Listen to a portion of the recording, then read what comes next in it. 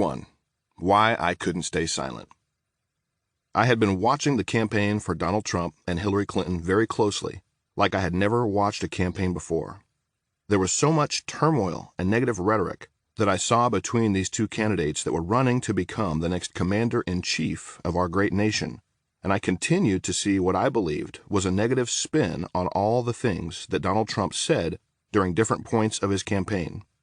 I witnessed how CNN would take small clips of sentences spoken by Donald Trump that, when taken out of context, made him seem cruel and even racist.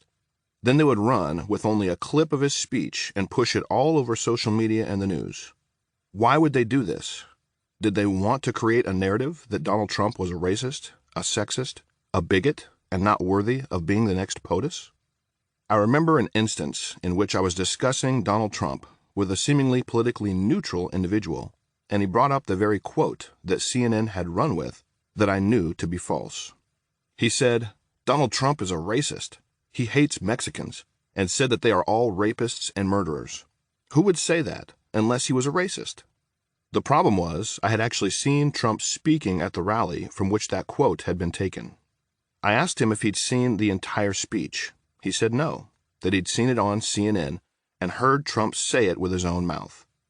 I tried to share with him that that quote was taken out of context, but he didn't want to hear it. He had his mind made up. The amount of hatred and animosity that I had encountered with people toward Trump during the election was shocking to me.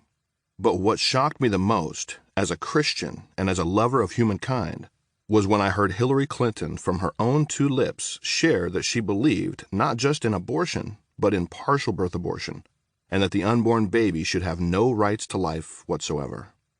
During the third debate between Trump and Hillary, this is what stood out to me the most. Hillary shared that she believed it was ultimately the right of the woman carrying the child to choose whether or not the unborn baby should be allowed into this earth.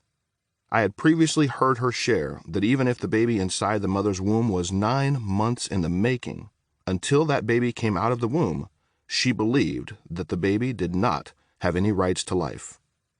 During the debate, I heard Donald Trump adamantly share his position for right to life for unborn babies, to such a degree that he actually said on several occasions he believed that a woman choosing to end the life of an unborn baby should be held liable and even face prosecution. I heard a clear difference in the direction that each of these two candidates wanted to take our country. I saw a chasm between life and death, and ultimately what I believed would be the ultimate demise of